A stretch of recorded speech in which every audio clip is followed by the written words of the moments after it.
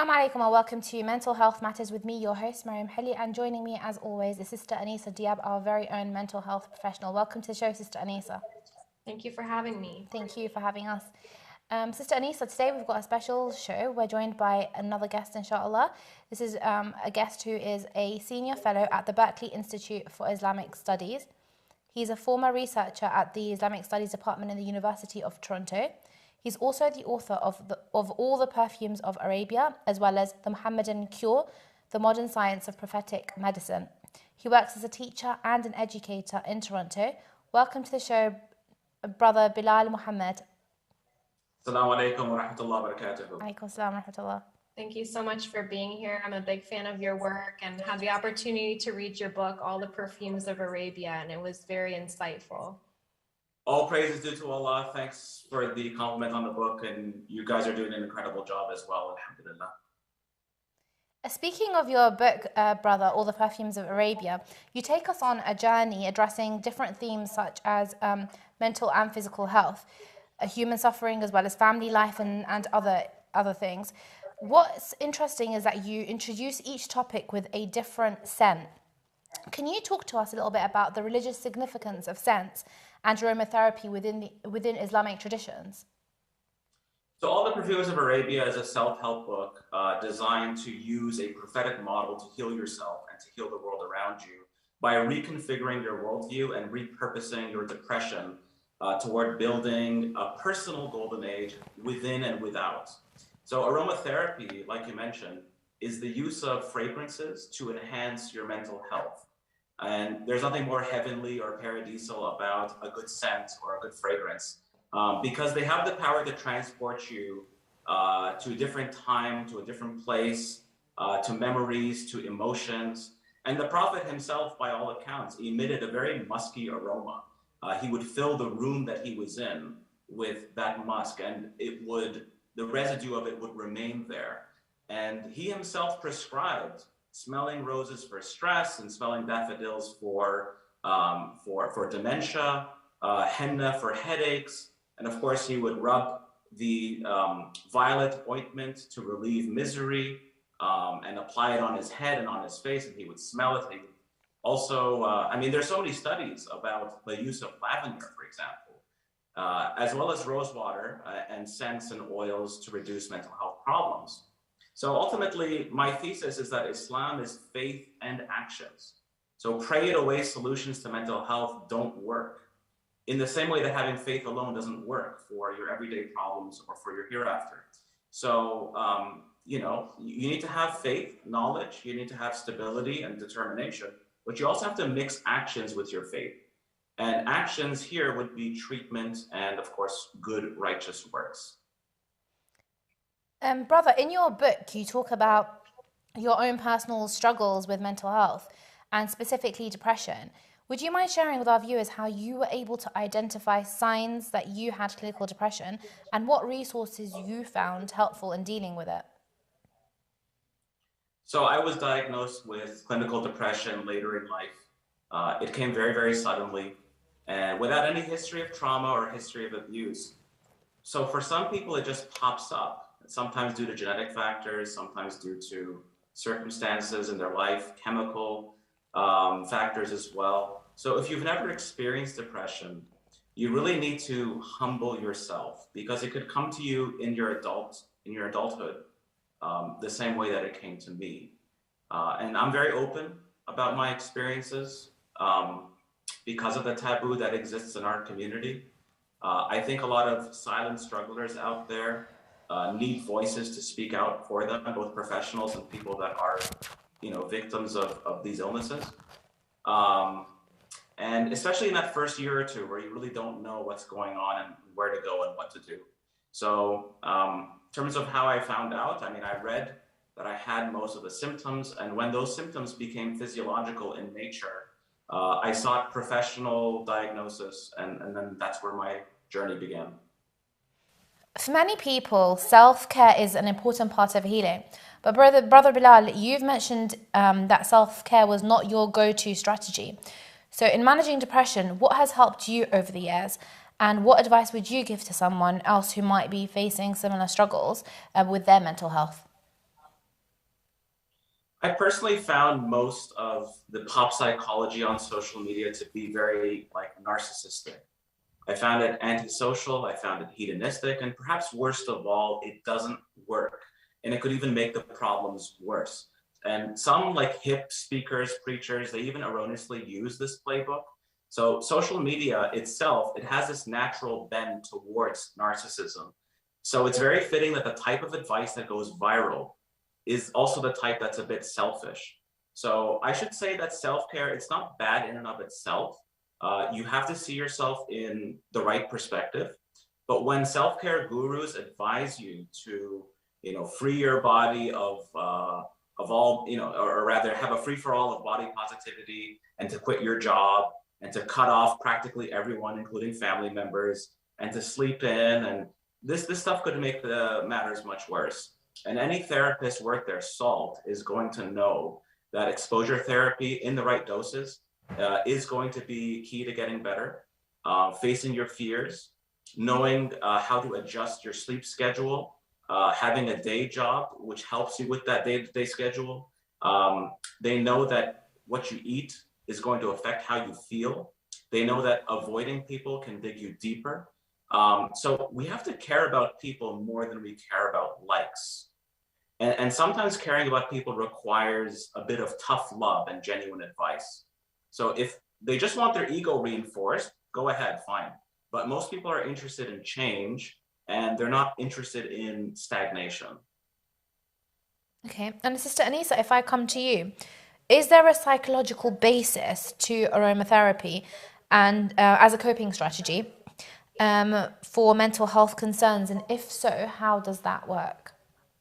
There definitely is. However, there's also a lot of controversy around aromatherapy.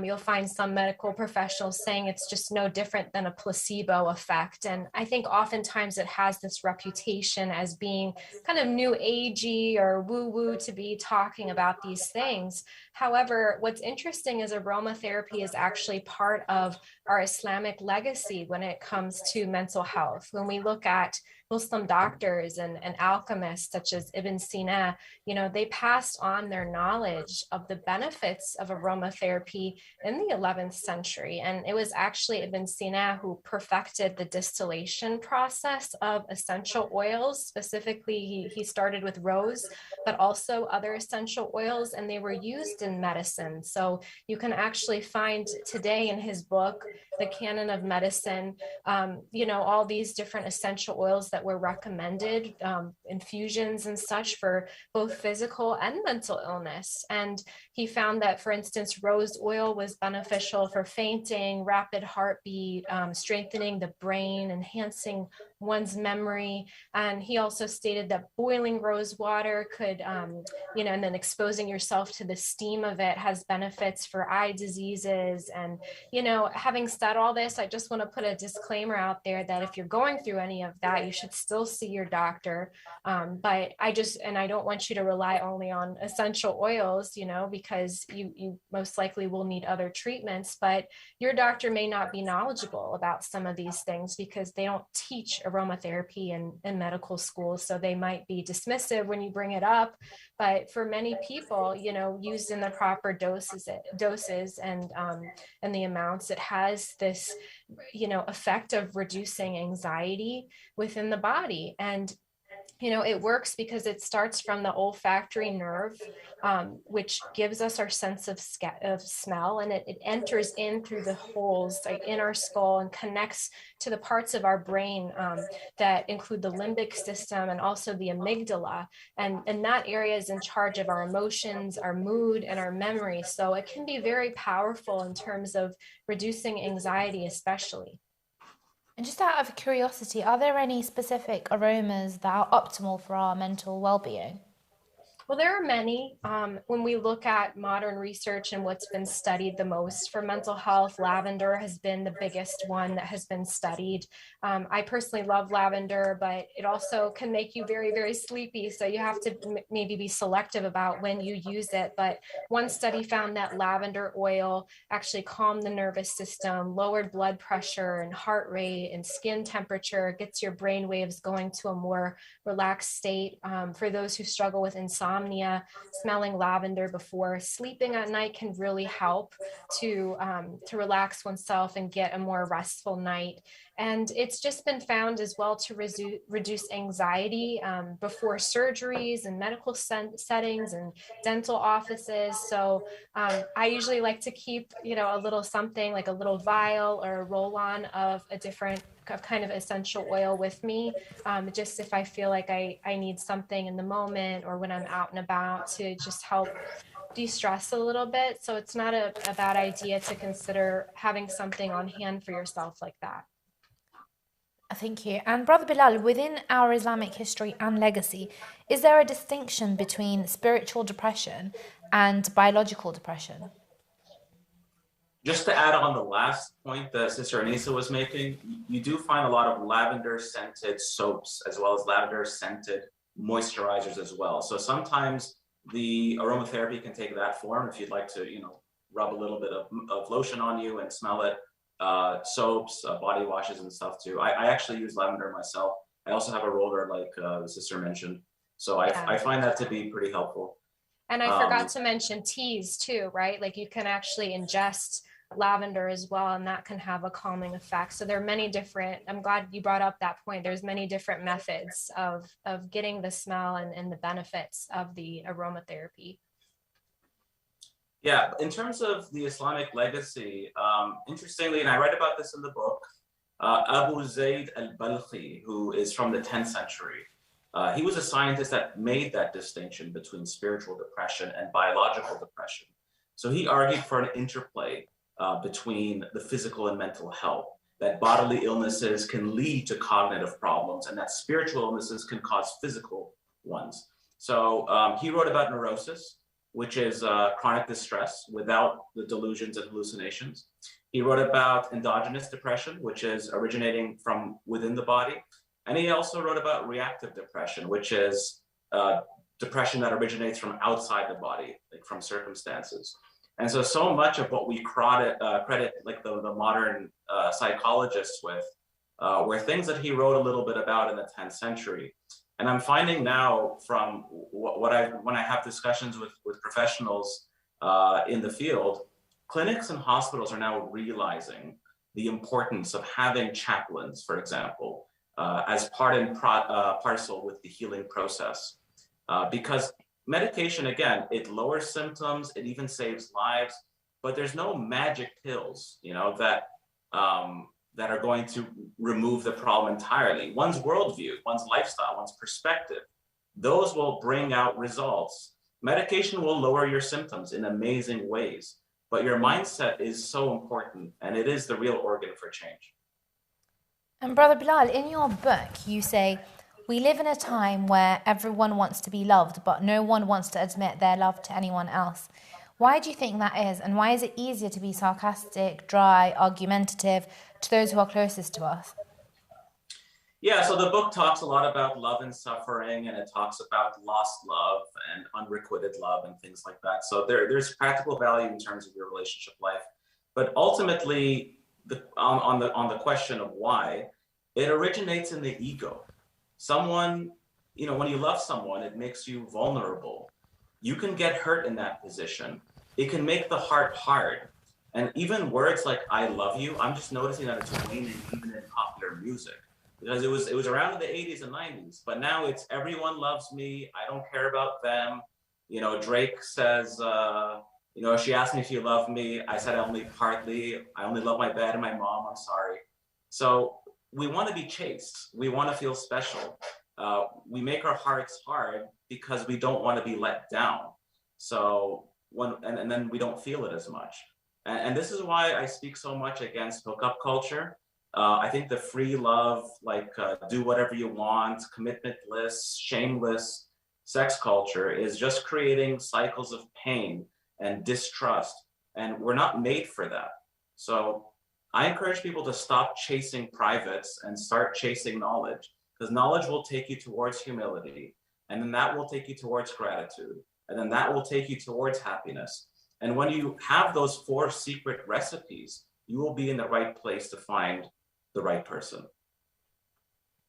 And Sister Anisa, if I come to you, there are some people who go through so much suffering in their life that they feel like they're always trapped in a vortex of emotional turmoil and pain. These individuals often feel like they're stuck in a victim complex where they feel they're being wronged by others like all the time. How can individuals like that break the cycle? Yeah, many clients I've worked with do struggle with getting stuck in the victimhood mentality. And some signs of this is the person might feel powerless. They might constantly feel pessimistic about the future and the opportunities that are given to them. They might feel personally attacked if you give them any kind of constructive criticism. And sometimes, or oftentimes, these individuals may attract other people who like to complain or feel like victims themselves and deal with a lot of self-blame. So it gets reinforced. And in Muslim clients in particular, what I see is there's a lot of intersection with spirituality in the sense of, maybe I should not even bother being in this madhab, a follower of AhlulBayt, or I should just remove my hijab, or, if I actually just acted like all these other people who seem to be getting married easily and stopped being so good and listening to Allah, I would have more opportunities in my life. And it's very troubling when you hear these kinds of stories. And I think when you get to the root of the problems, that you see there's a lot of complex family dynamics that can contribute to these issues. Maybe it was a period of some kind of trauma, emotional abuse, having a narcissistic parent,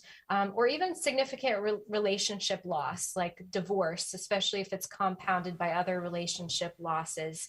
And there is no quick fix for breaking out of this cycle. In therapy, we call it work. You have to do work, self-work on this. And I think the biggest highlight is to develop a sense of meaning, a sense of purpose through one, you have to correct your understanding of Islam and know the true Tawheed in all its aspects, because sometimes people think getting out of that victimhood is appealing to other people or, sacrificing their Islamic values in order to meet other people's standards. But I think you have to really do some self-work spiritually, make sure you understand your relationship with Allah, your purpose for being here. And I think doing charity work is one of the best ways to get out of this. There's something about helping other people, seeing the suffering of others, that puts your life into perspective. And sometimes you talk to somebody, you hear about their problems, and the problems you face, they become so minuscule in comparison. And you have to actively try to cultivate the gratitude. And sometimes, if you're feeling like you're facing a situation constantly where you're the victim, just writing down a list of what those situations are and where your power lies in terms of how you can redefine those situations or change your situation before accepting that role of being a victim can really help reduce the stress and help you move forward and get unstuck.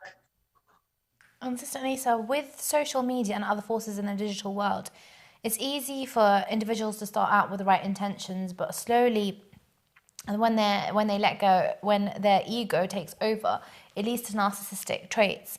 How can you keep yourself in check, and what advice would you give to people, especially those who find themselves in the limelight? Yes, it's very difficult. Like you said, people begin with the right intentions. They say, I'm doing this to promote this cause or to promote this message or whatever. And then they start to like the validation and the likes and the shares and all of that. And it becomes, they start to adopt this term of influencer. And to me, this term influencer is very interesting because you would think that what it means to be an influencer is the influencer is the one influencing their audience. But what you find is it's actually the opposite. Because when you become an influencer, you have to develop content that the audience likes in order to get more likes and more followers and more exposure. So who's the one being influenced here? It's really the influencer that's being influenced. And what do people like? People like your personal life, your photos of yourself. They want to feel like you're talking to them like you're their friend. And I'm sorry, but a million people they're not your friends. Some people, they're just surveilling you. But little by little, I've seen this phenomena where people, they start out with good intentions, but then there's no more boundaries. You know, the person is just sharing every aspect of their life, from what they've eaten for breakfast to where the ground that they just walked on and their, you know, walk for lunch. It's like you're watching a movie in the stories of a person's life. And I think it's very, you know, I'm not saying that social media isn't a good tool. It can be a very powerful tool to spread awareness. And you know, I try to use it, you know, to optimize it in that direction about causes like mental health or Islamophobia, or certain social injustices. But I think we have to reevaluate what it means to be an influencer. And see, to me, what has helped me is I always have certain things that I hold sacred. And those are things that I don't share, you know, on social media. And if I have to think too hard about what I post, most likely it shouldn't be posted. So I retract my decision. But, you know, in terms of how I look at social media, I don't care about the numbers. I really don't. If I've impacted one person with a positive message, you know, that's all that matters. It's about the quality of how you help somebody and not the quantity of the numbers. And I think that's what we're losing. And you know, Prophet Muhammad sallallahu alaihi wasallam, he taught his daughter Fatima Zahra a beautiful dua, and you know, it's something that I try to repeat to myself every day and to be cognizant of. He says, "Ya Hayyu Ya Qayyumu bi rahmatika astaghith." أصلح لي شأني كله ولا تكلني إلا نفسي طرفة عين. So it's, you know, oh, ever living, oh, ever sustaining. In your mercy, I seek relief. Rectify me, all my affairs, and don't leave me in charge of my ego, even for the blink of an eye. So I think before we post, we always have to say this dua to ourselves and ask ourselves, okay, am I posting for myself, or am I posting for Allah subhanahu wa ta'ala? And it takes a lot of self-work. It takes a lot of training, but I think we need to bring ourselves back to that perspective, because there is that dark side of social media. Definitely agree with you, and thank you for sharing your thoughts on that. Brother Bilal, if I come to you, we often speak about spiritual growth as if it's a linear process, but what about moments of regression, for example? A lot of people talk about how their relationship with Allah strengthens when they first delve into their faith, or for example, when they go through conversion during a certain phase of their life. They also seem to realize that that passion goes away after some time. Do you have any words of inspiration for people who want to strengthen their spiritual connection? And is it possible to go back to the same passion that they once had in terms of connecting with Allah subhanahu wa ta'ala? Iman increases and decreases. That's the nature of it. But there is no success story that's just a straight up line that just shoots up. Nobody succeeds that way. Just look at how trees bend and curve and arch and they lean down. They're fighting against the force of gravity. And all of us have forces of gravity in our own life. And you have to fight against that pressure to keep you down. And down in the spiritual sense is the dunya. The dunya is the lowest level. So if your faith has become numb, or if let's say your prayers have become numb, maybe take time to memorize a new surah or a new dua that you can recite in the prayer or after the prayer. If you're used to reading the Quran, try reading Sunnah. If you can find a new dua to read. You could, like, if you're bored with history, you can move into tafsir. Or if you are bored of fiqh, you can move into medicine, traditional medicine. So there are so many areas, and believe me, you will not exhaust any of those. So the key is to keep challenging yourself, and through change, you can do that. As we're approaching the new year, what do you find most concerning when it comes to social trends which negatively impact our spiritual and mental well-being? I think with this pandemic especially, we're becoming more and more domesticated. So we shop on Amazon, we get our Uber Eats delivered to our door. Sometimes I don't even want to deal with the delivery person. I just have them leave it at the door and then I pick it up after they leave. So we're becoming, more dependent. Pornography is rampant in our community. We're becoming like the little pets of billionaires, of governments, of corporations. So I think that's the most immediate social issue. But of course, there are a lot of like more endemic issues like nationalism, the usual suspects. I think racism and nationalism is growing in our community because when morals are in flux, when they're fluid, people like to hunker down on like the more stable tectonic plates of race and nationhood and culture. So, but there's always earthquakes on the fault lines, and identity politics is dangerous. Grounding your entire self into your race or your gender or your sexual attraction or your veganism or your political ideology or even your sect, that's dangerous. So, I mean, I think be an Abdullah, be an Ematullah, because everything else is an accident. It's transient. Everything else is just temporary and superficial. So I think between those two things, identity and like the domestication hypothesis, if you want to call it that, I think those are the two most immediate issues in this time. Thank you so much, brother. And just generally speaking, bibliotherapy can be an important therapeutic means to help ourselves gain mastery over one's spiritual and emotional intellect. Unfortunately, though, reading seems to be taking a back burner for a lot of people. Sister Anisa, what suggestions would you have for viewers who want to develop their reading routine in order to increase their knowledge and self-improvement? This is really important because, as you said, I think reading gets put on the back burner a lot these days. And I would say, first of all, take advantage of your youth while you're young, especially if you're not a parent, you don't have, more and more responsibilities to take care of young children. That's a really good time to make sure you're really doing research, you're becoming an avid reader, and you're setting up those healthy habits to become a long-term reader. Somebody once told me when I was in college, she was a parent of 3. She's like, you have no idea how much time you have right now. And she was right. As I became a parent, it became harder to find the time to read. But I think also take advantage of times where you have to wait. If you're traveling a long distance in a car, on a plane, you're waiting in a doctor's office, you're waiting to pick somebody up, always have a book in your car or in your bag that you can pull out instead of just mindlessly scrolling through your phone. And I think it's about consistency. Start with 5 pages a day and see if you can work yourself up to 10 pages a day. And I think it's about picking books that interest you, that resonate with whatever you're going through in your life. But I know from a therapeutic perspective, self-development books, whether it's Islamically rooted or in terms of developing healthy habits, that can be really life-changing. And I've seen that for my clients where they've told me a book has completely transformed them and helped them in a powerful way. And I know that, Brother Bilal's books are some amazing books that I know when I read his last book, I couldn't put it down because it really resonated with me. So just take advantage of the time that you have, which is so precious. It's so valuable. Don't get sucked into the digital world. Try to bring yourself back to these healthy habits, inshallah. Inshallah. And we know that the Prophet, peace be upon him, was known to love perfumes in different scents.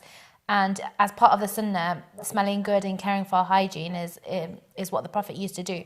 While people find it easy to emulate the Prophet in terms of practical day-to-day routines like this, it's when it comes to, the ability to be kind, for example, in the face of disrespect, that people aren't able to be like the Prophet. Some might even say that, the Prophet is an infallible, so, I can never be at that same level. What would you say to this?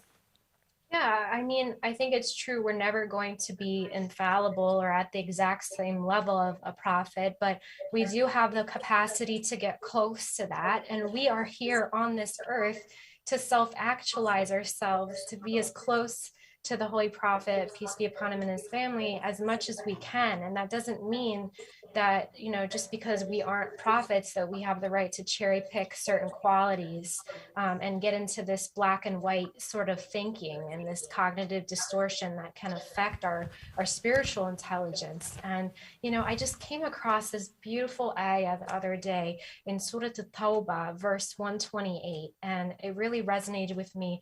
Allah subhanahu wa ta'ala says, there has come to you a messenger from among yourselves.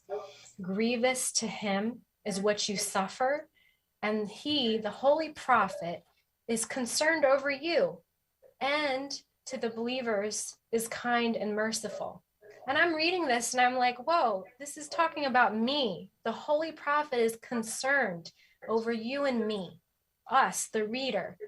That, you know, subhanallah, like brother was saying, we get into this pop culture, we follow all these sports stars and these celebrities, and we try to emulate them in every way, to the point that they post something about a product that they're using, and all of a sudden millions of people are buying the same product, and these people don't even care about you, you know, but you try to emulate them in their behavior and how they act and what they wear.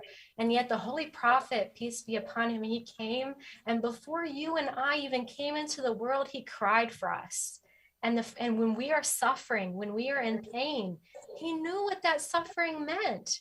I don't think there's anyone who went through so much loss and suffering like the holy prophet, losing his mother, losing his grandfather, losing his wife, losing his babies, losing his relationship with his uncles because they hated Islam.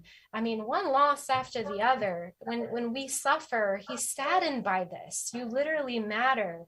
And when you speak to the Holy Prophet, you know, we speak to Allah subhanahu wa ta'ala, but we know the Holy Prophet is alive, you know, because those who die in the way of Allah, they're not dead, they're alive, right? So we can say salam and we can tell the Prophet, you know, lend me your strength.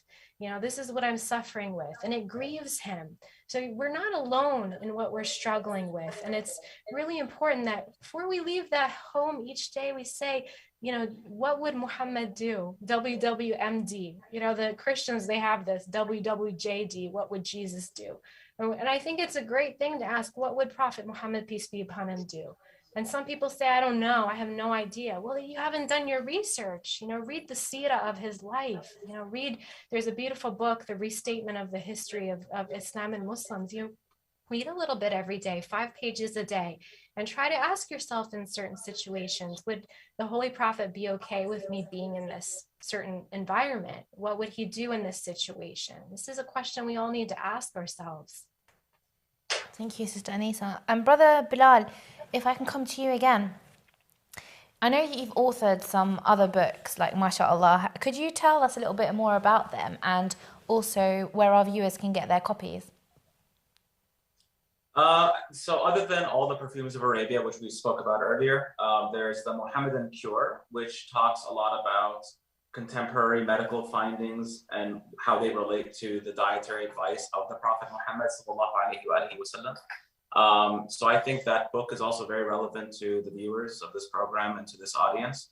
But just to comment on what Sister Anisa was saying, if you do that 10 pages a day, you're doing 3,000. How many was it? 3,650 pages a year. You know, that's like a dozen books. So it doesn't take a lot of time. We waste a lot of time. And if you could put that into actual literature, especially if it's something to help your faith or help your everyday practice or your everyday life, I could see a lot of benefit in that. I also have a Facebook page, Mr. Bilal Muhammad, that you can find, and feel free to give feedback as well on anything that I've written. Thank you so much.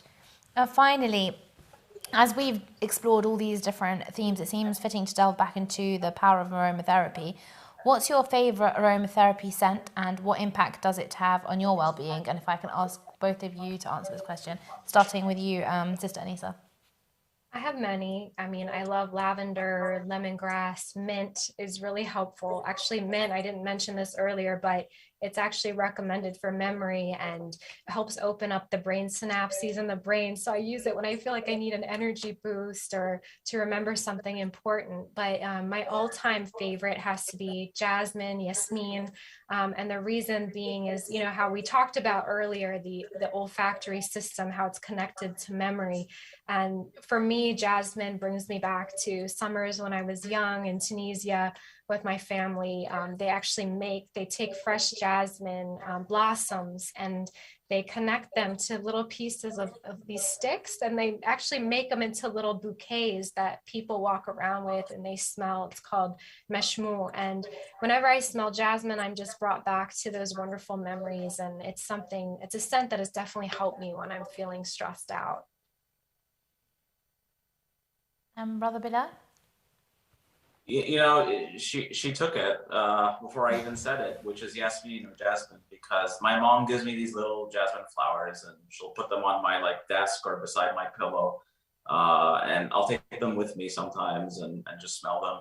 But I also love what are the Istanbuli, or like Istanbul rose, which you find in a lot of kind of musky rollers and such. Lavender, which I have as a moisturizer and as a body wash.